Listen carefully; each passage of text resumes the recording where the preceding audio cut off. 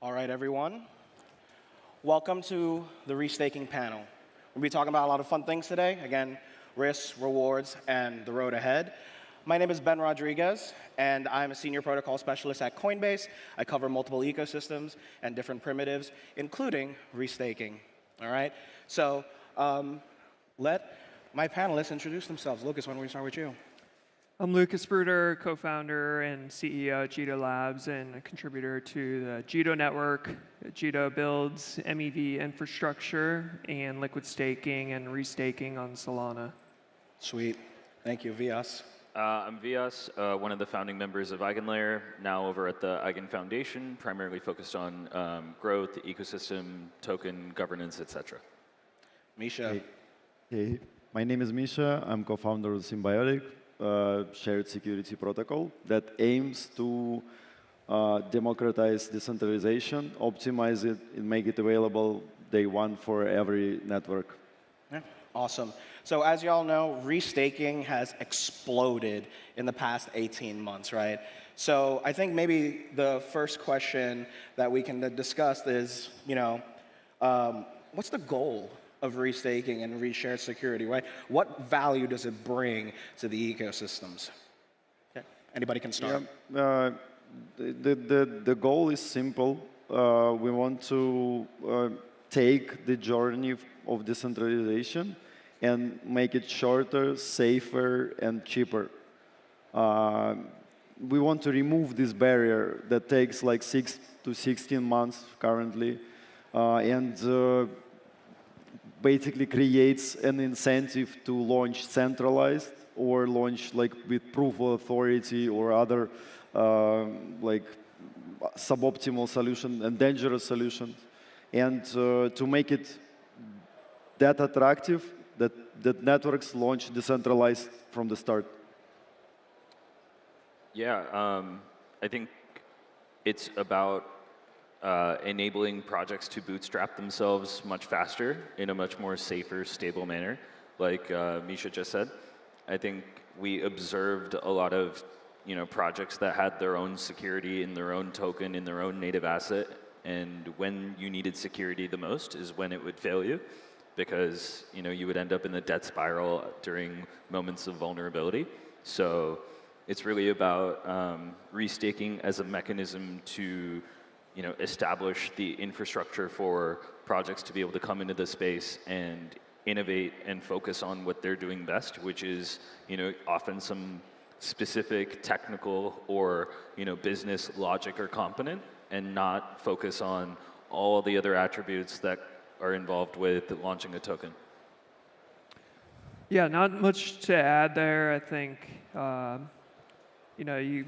it provides a method for projects that maybe are more decentralized or centralized to decentralize faster. And I do think there's a lot of projects that have their own tokens, and I think by taking some of these already staked assets like ETH or Sol or whatever it is, and adding it to the network, you can create more secure services and decentralized protocols. Yeah. So let's go into the many different actors in this space. We have like the operators, right? We have the protocols that are being built on top of it, the stakers / restakers, right? So the thing that I want to try to get into is the real value of the protocols being built on top of it. Because we're trying to say that restakers are going to earn more yield and stuff like that, right? So these protocols or AVSs, however you want to call it, will need to bring some value. So let's talk a little bit about, what kind of value is being brought in. Anybody want to start? Yeah, some protocols and some networks, it's almost impossible for them to launch without restaking. So I'll start with that. So pre-confirmations say, if your commitment and slashable part needs to be 2 Ethereum per one proposer, it's billions of dollars that your protocol needs. And with restaking, it can get optimized to almost nothing. This is the corner case of it. Other cases are on a spectrum. Some of them really benefit from capital efficiency. because they need like the risks are huge, and the actual the fees are really minimal. Like, yeah, some protocols will not benefit from it at all, so it's not like one size fits all. But if you understand restaking as, like, in a lot of ways, it's insurance. Like, insurance companies would not exist if they have to have a deposit for every human that they insure. For protocols, like, it doesn't make any sense, like, for you to hold all this stake if it can be used somewhere else. So yeah, look at it as insurance. It's a capital efficiency that can be like ecosystem building. Yeah, I would. I agree with everything Misha just said. I would say it's about creating a platform for these protocols to essentially come up with what I look at as almost like decentralized SaaS services. These are all like different modules that fit into like a far more elastic, a far more like rapid rate of innovation. And the reality is we are, you know, the predominant majority of these protocols and services that we're working with is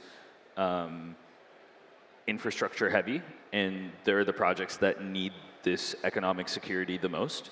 But, you know, as we move further and further into the ecosystem, we start looking at what is the dent in the total addressable market that we can have, and that goes downstream to these infrastructure providers, to the projects building on top of them, and trying to make sure that they're actively you know, making an impact on onboarding the next generation of on-chain users with actual, you know, consumer adoption, which I still think we're, you know, a bit early in the cycle for that.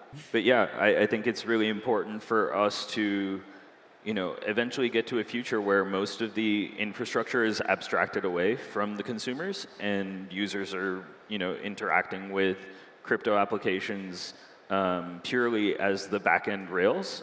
And, you know, you don't really pay attention to which SaaS modules are integrated into your Web 2 application when you're using, you know, normal consumer applications. And eventually we're going to see a very similar paradigm in crypto applications as well. Yeah, awesome. Lucas, you have anything to add there? The thing that I look for a lot is protocols with actual users, or restaking it's going to be nothing without protocols that have real users using them and generating fees and economic activity. And there's a lot of hype around restaking, you know, insane TVLs, and but I think the protocol side is like slowly catching up, and that's something that we're pretty excited about.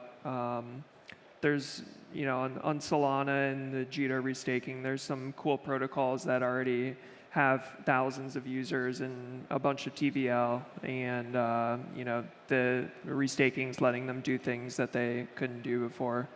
That adds better features. I think if your product, if the main pitch of your product is like the restaking, or we're using like Symbiotic or Eigen there, like no one really cares about that. It's like, what does this enable that you can't do before? Absolutely. You know, we were talking a lot about restaking, but I want to, you know, zoom out one level and go back to liquid staking and some of the value props that really brought. You know, obviously, like, being able to have a liquid position is nice, but one of the most important things that often gets overlooked is it dramatically reduced the entry cost of capital, right? It takes 32 ETH to run an Ethereum validator. And when Ethereum was just starting out and a low token price, then 32 ETH was a lot more accessible. But liquid staking really enabled people to be able to participate with a much, much lower entry cost of capital. I could just deposit $1,000 worth of USD, convert it, and be able to be a participant in the system versus, you know, this high barrier to entry. So you go downstream of that, and restaking just expands on the capital efficiency and the yield generation for those, you know, participants of these systems. Let's actually get into yield generation, right? So everybody's smiling at me right now. It's great. So the thing about is that, like we mentioned before, that restaking will generate additional yield, right? And let's talk about on the Ethereum side of things, right? We could talk about Solana as well, but the idea here is that when staking yields go down, because more and more people stake, right? Staking yields will go down, right? People are gonna be looking towards potentially restaking and other ways to generate more yield, right? So let's talk about the risks around this, right? Because do you see a world in which restaking is going to be the primary yield, for example, right? Because let's think about this, and please, if I'm thinking about this the wrong way, please let me know, right? So staking yields go down, right? More and more people may want to restake and stuff like that. So then they're going to, it could be native restaking, it could just be LST restaking, stuff like that. But more and more of the network is going to get locked up. More and more people want more yield, and then you're going to have a lot more of the network locked up. And then restaking is going to potentially be the primary yield. This is the way I'm thinking about it, right? So let's talk a little bit about this. Yeah, I almost want to position it to the alternative, right? Which would be if these participants wanted to go and accrue that yield as staking yields go down, the alternative would be to go and deploy that capital on other protocols, right? And you go and deposit the capital and you start participating in a new ecosystem. Rather than that, where the value gets extracted away out of the Ethereum ecosystem, this comes up with a positive value accrual mechanism to Ethereum, right? And so as Ethereum staking yields go down, people want to supplement that with alternative sources of income. And instead of going and depositing that and fragmenting that into a plethora of different protocols, you come up with a more positive incentive mechanism that exists inside the Ethereum ecosystem. I would say, yes, are there some risks? Obviously, but the alternative risk is, that capital completely exiting. And so, I don't really, risk management is a huge factor of what we all look at, what we all work on, and it's a very real threat to any form of restaking or staking for that matter. But again, the negative alternative reality seems far worse than what we're trying to accomplish here. Yeah. Let's not use economic security. Let's use trust and centralized systems. That's much better. But yeah, I don't expect all Ethereum to be used up by restaking anytime soon, because first, we don't have that much decentralized networks right now. Sure. Even if the number will grow one order of magnitude, there is this thing that we expect protocol networks to have in their timeline. It's basically graduating from using Ethereum. Once your token is strong enough, once your token is available enough, you might start to proportion it more in terms of actual stake that you're going to be using. So Ethereum might be we don't know, restaking and shared security, they were never done successfully before. We don't have anything yet, but we can reasonably expect that protocols are going to be using their tokens as well, or neighboring protocols tokens to align. So risks are it's really important when we start a new industry is for us not to use ever one size fits all, because that's how we get one point of failure. So I think different risk profiles, there's going to be risky LRT that restakes a lot of times, and there's going to be really conservative institutional grade LRTs that probably restake just once.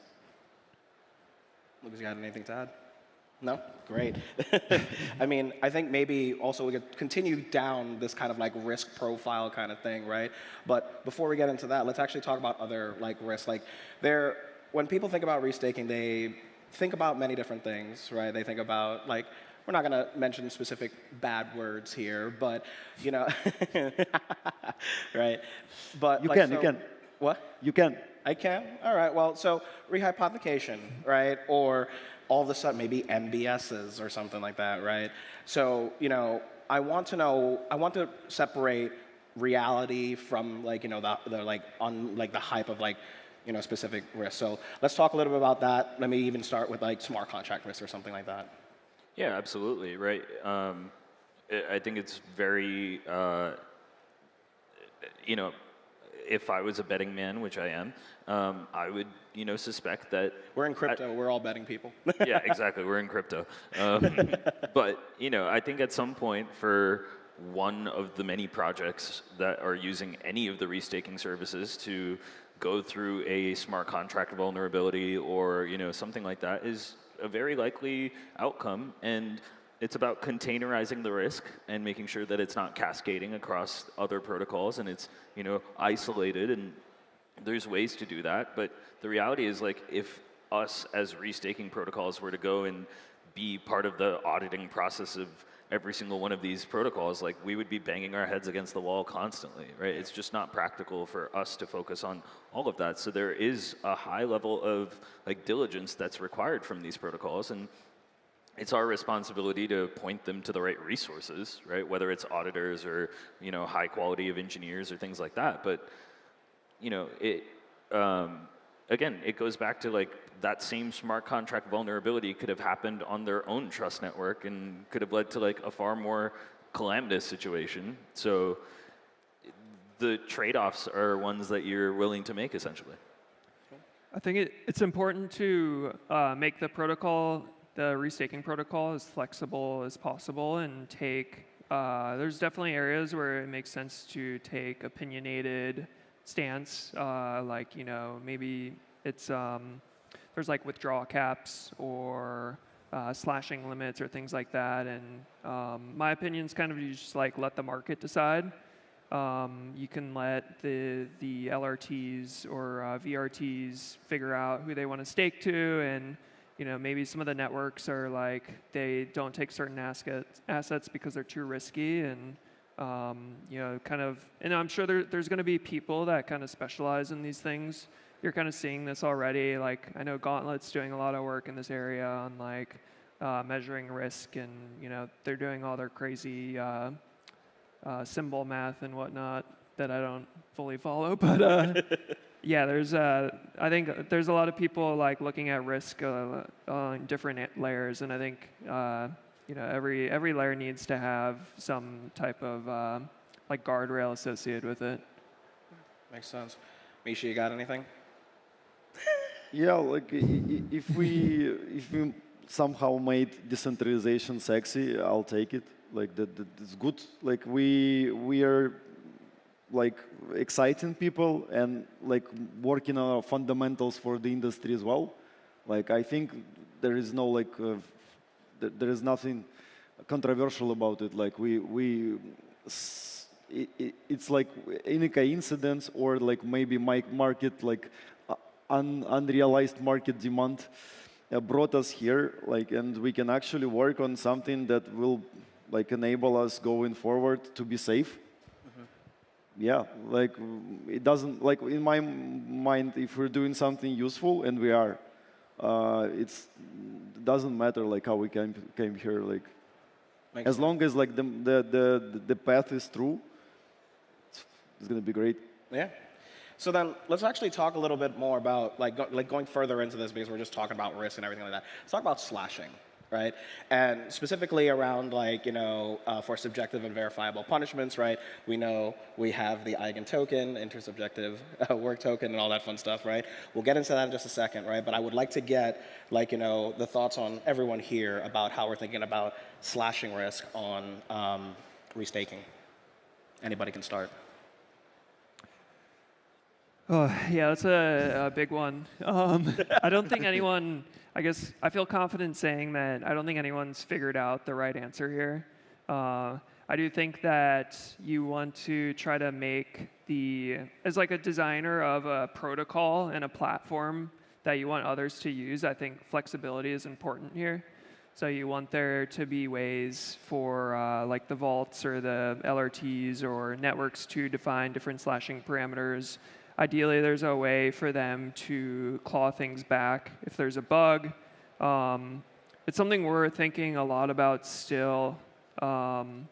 I kind of like I like the approach of symbiotic, where you kind of have these like resolvers, and maybe there's a delay. So like you could have a 7-day delay and configure things in such a way that it can be clawed back or whatnot. And I think as far as like what do you do with slash assets, I think that's also an open question. We're actually just talking like backstage, like what if CBBTC is used and you end up slashing CBBTC, like Coinbase would be pretty happy about that, I think.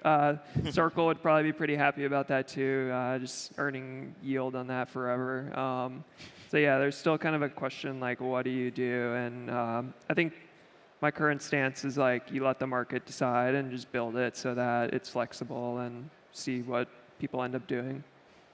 Yeah, the reality is like slashing isn't designed to be like a constant part of the system. It's more of like a disaster recovery mechanism, to be honest. And I don't think we can have it both ways, in the sense like we want to make sure that honest parties are protected, and if there's some sort of malicious behavior, then like we need to have a mechanism by which we protect assets and honest parties. So slashing needs to be a healthy part of the system. The withdrawal mechanism is something great that we're working on. The veto committees, which is like, hey, like we have a backstop to slashing, right? These are all solutions to an open design problem, like you said, right? I don't think any of us have like cracked the puzzle, but we're all taking like as many different innovative approaches to it. It's more so, how do we ensure that when there are these slashing events, we have backstops in place to make sure the honest minority is the one that is protected, and we can get into that with the whole intersubjective thing later as well. Yeah, slashing is hard. We've designed like a big part of our protocol around that. And yeah, like just never do one size fits all. Always try to isolate risks. So like if you have fucked up a bit in one primitive that you've designed, or like one part of the system, or one mechanism that you really like, it does not affect the others. So like if you have like subjective or verifiable slashing, like you need to have completely different pipelines for that, because like they're going to be functioning in a completely different manner. And yeah, what to do with tokens that are like unwrapped and somewhere. It's a nice question to be asked and to be answered sometime after we launch, I think, or like after the protocols are actually like become experts in analyzing this stuff. Some founder of the protocol told me that like you just take it, like Symbiotic would be really rich. But yeah, like you can't actually do that. And yeah, I think we got like a really good idea as an industry how to approach that. And there is a lot of like fear mongering, like, oh yeah, we're gonna restake like 100 billion in Ethereum, and then it's gonna be immediately slashed. Like we'll have to like fork Ethereum or do something else. I don't think that like we are anywhere close to that. 100 billion USD in Ethereum, it's like 100,000 networks, like around 100,000 networks. Like we don't, like it'll take us decades with the current pace for us ever use this sort of stake, and like this zero graduation as well. So let's like do basic math and like not be afraid, but be ready. Yeah. I think it's important that, at least in my opinion, that the like restaking protocols have some safeguards in them to avoid mass slashing, and so that can be like a cap per whatever the epoch is, or pick your flavor of some safeguard so that you don't end up just like burning a bunch of money. And that can be something that is like, it evolves over time, but I think this is going to be one of those things where you want to start small and kind of work your way up instead of like diving into it. Yeah. Let's go into the Eigen token specifically, and how you think an intersubjective work token in terms of, subjective, slashing and stuff like that. Like, how are you thinking about that? Can you explain the concept behind the intersubjective work token for those in the audience, please? Yeah, absolutely. I mean, Misha just touched on this with it's not a one-size-fits-all, and there's subjective and objective, and to some extent, I question how much of the subjectivity even needs to get resolved sometimes, right? Like, subjective questions could be something like, "What's your favorite restaurant in Singapore?" Right? Like, we're all going to have our own take and based on our own preferences, and does it matter if we come to a social consensus? Like, maybe if we're going out to dinner tonight, sure, but I'm sure we would be fine with some trade-offs there, right? Something objective would be more like, hey, here's a piece of code and it's meant to output a specific result, and if it doesn't perform to the right function, then you can easily verify that. On the flip side, you have these intersubjective moments throughout protocols, an example of which is the data withholding problem for data availability, where a node operator was supposed to send data, a retriever was supposed to receive it. There's no clarity on which party was actually at fault. So now you have to go to this layer of resolving this intersubjective problem. And the reason why we designed the token that way is, twofold. One, we don't want to overload Ethereum consensus, so escalation to the base layer would be a high degree of bloat on the ecosystem. And to get a little spicy here, not your token can't be the only product. So having the token be a product and coupling that was an active design choice from us.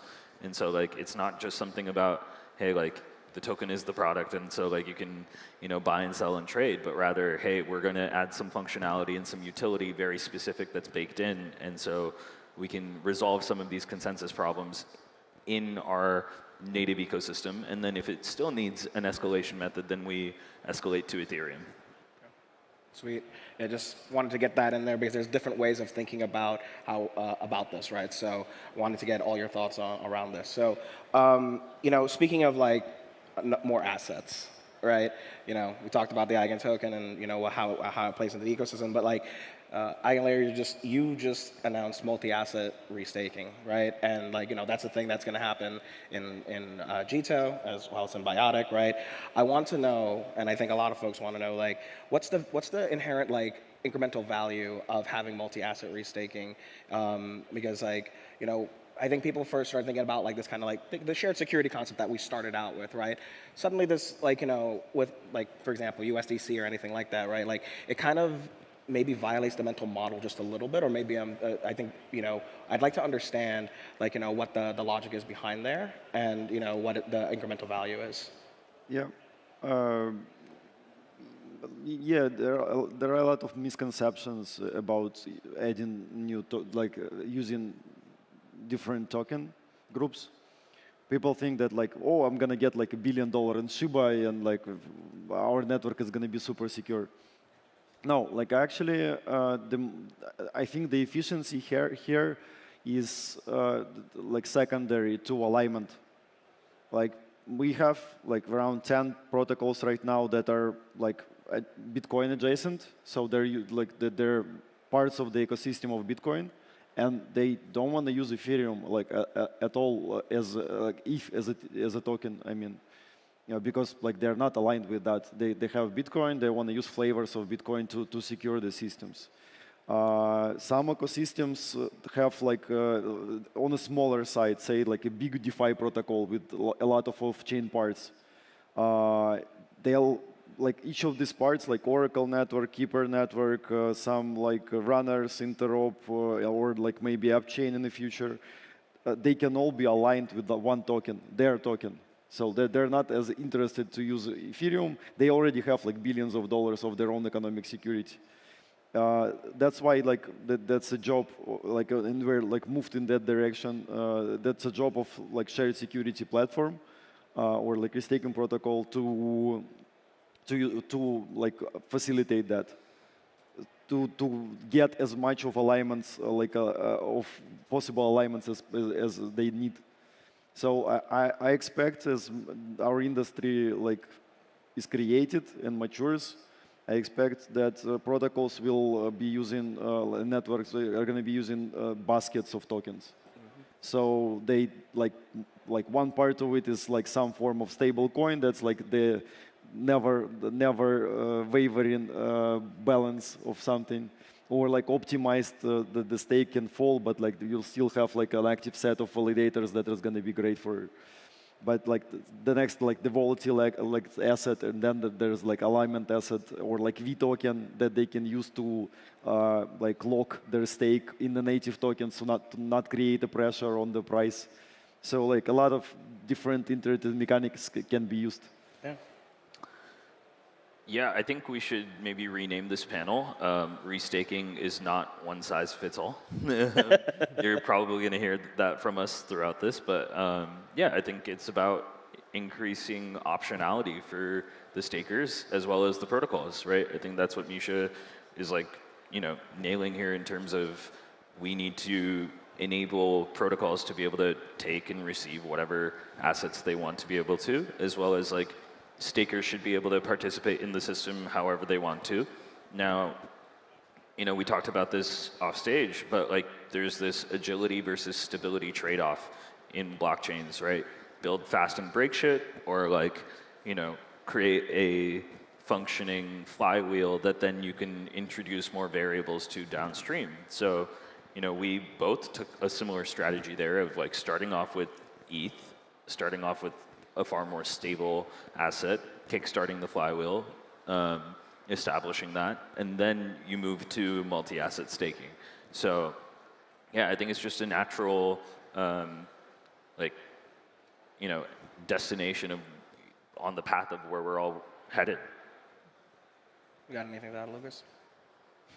Yeah, I knew that this should have had, or the Jito restaking should have multi-asset support from the beginning. Protocols are the heart of restaking networks, and basically every protocol that's going to use these already has a token, or will have a token at some point. And to your point earlier, like the token is not the product. You have a product that maybe you can tie in the token to help support the security or something like that. And so making it flexible so that maybe you can start out with one asset and migrate to the other, or get alignment with other protocol tokens is pretty important. As a contributor to Jito, we're building a few networks on top of the Jito restaking platform, and that's something that if you have a token, you think about how to tie it in to provide more security or decentralization. Sweet, yeah. So let's get like quickly into like just kind of like, you said one size doesn't fit all, right? I think we've talked about this the entire panel, right? But suddenly, and like in a lot of people's minds, and even sometimes my mind is like, and Misha, we talked about this like, in the back, restaking fragmentation, because like the smile on his face, it's great. So we have different protocols here.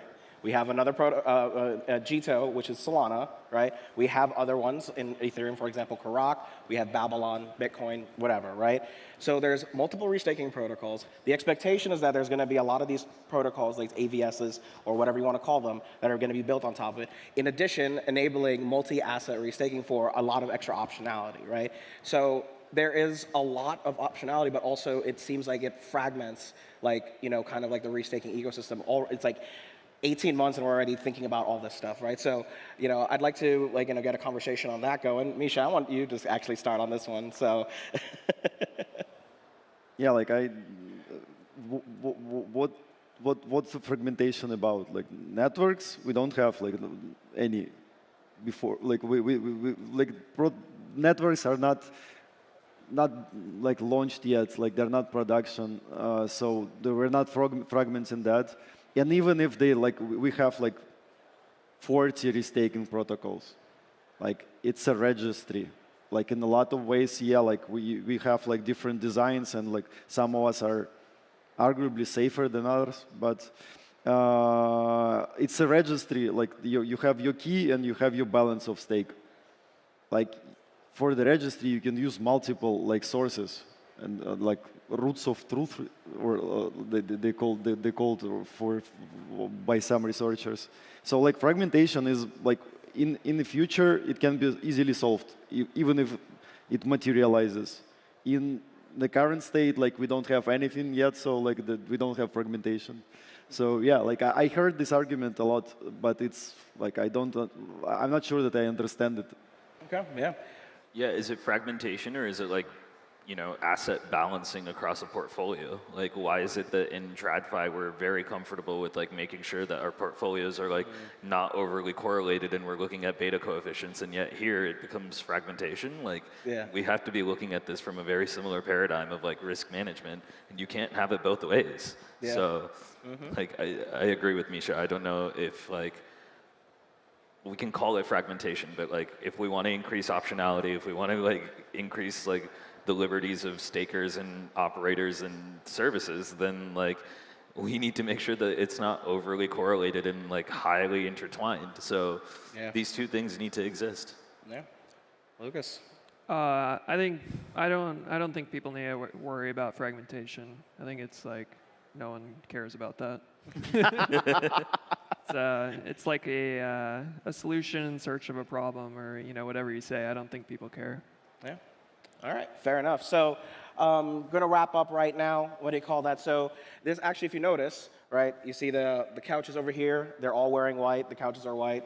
I'm wearing black. We obviously planned this, right? No, but thank you for joining us on this panel. I almost said re-panel, almost instead of restaking.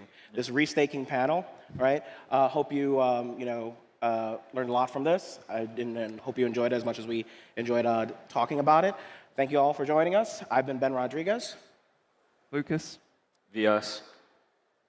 Also, I want to say thank you to everyone who stuck around, didn't just like leave, go to lunch. Thank you guys for hanging around and listening to us and yap about restaking for 30 minutes. Thank you for sticking around. I really appreciate it. Yeah.